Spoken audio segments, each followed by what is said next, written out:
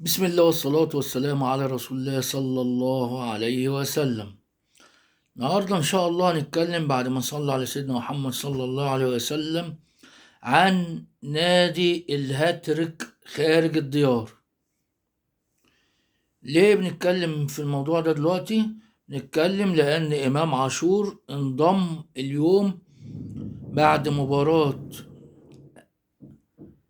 استاد أبيجان الإيفواري وإحرازه ل3 أهداف في مرمى المنافس. كده بقى إمام عاشور منضم لنادي الهاتريك خارج الملاعب المصرية. فبنقول إن إمام عاشور انضم بعد تسجيله في استاد أبيجان الإيفواري بعد فوز الأهلي على استاد أبيجان 3-0، سجلهم إمام عاشور. وبكده بقى إمام عاشور انضم إلى قائمة لا تضم قبله غير 4 لاعبين فقط، 4 لاعبين من الدوري المصري فقط، وهو يعتبر اللاعب الخامس في تاريخ الفرق المصرية في جميع المسابقات الأفريقية الذين أحرزوا هاتريك خارج مصر. طيب، ترتيب قائمة الهاتريك خارج الأرض مع الفرق المصرية في البطولات الأفريقية. النادي ده هو أعضاؤه 4 والنهاردة بقى أعضاؤه 5 بإمام عاشور.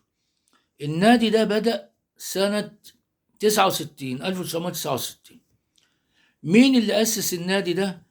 اللاعب أميرو، لاعب الإسماعيلي، عندما فاز الإسماعيلي 5-0 على التحدي الليبي.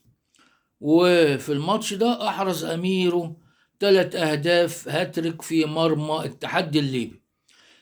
ده كان يوم إيه؟ كان يوم 12 أكتوبر سنة 1969 في دوري أبطال أفريقيا، اللي الإسماعيلي توج بهذه البطولة مع نادي الإنجلبير اللي هو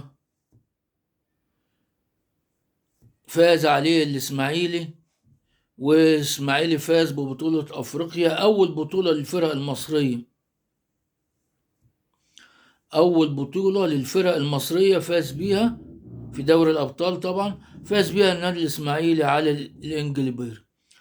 وأميرو زي ما قلنا أحرز في نادي التحدي الليبي 3 إجوان هاتريك لما الإسماعيلي فاز على التحدي الليبي 5-0 يوم 12 أكتوبر. طيب، العضو الثاني في نادي الهاتريك خارج الديار كان حسام حسن، أحرز 3 أهداف هاتريك لما الأهلي فاز 3-0 على نادي ماجي التنزاني. كان يوم 13 مارس 1999 في دوري أبطال أفريقيا، عشان الناس اللي بتحب الإحصائيات، الناس اللي بتهتم بالإحصائيات في الكرة المصرية. طيب، ثالث لاعب في الدوري المصري أحرز 3 أهداف هاتريك كان اللاعب محمود وادي، لاعب النادي المصري، عندما فاز المصري 4-1 على ماليندي زنجبار يوم 15 سبتمبر 2019 سنة 2019 في كأس الكونفدرالية. محمود وادي ثالث لاعب في الدوري المصري أحرز 3 أهداف لما فاز المصري 4-1 على ماليندي زنجبار في كأس الكونفدرالية. رابع لعيب أحرز هاتريك كان محمود عبد المنعم كهربا، أحرز 3 أهداف في مباراة الأهلي والقطن الكاميروني عندما فاز الأهلي 4-0 على القطن الكاميروني. خامس لعيب إمام عاشور، عندما فاز الأهلي 3-1 على استاد أبيجان الإيفواري يوم 11 يناير 2025 في دوري أبطال أفريقيا. يعتبر هذا في هذه المباراة أول مرة يسجل فيها إمام عاشور 3 أهداف هاتريك خلال مسيرته الكروية مع جميع الفرق التي لعب لها، سواء كانت غزل المحلة، حرس الحدود، الزمالك، وميتلاند الدنماركي، والأهلي المصري.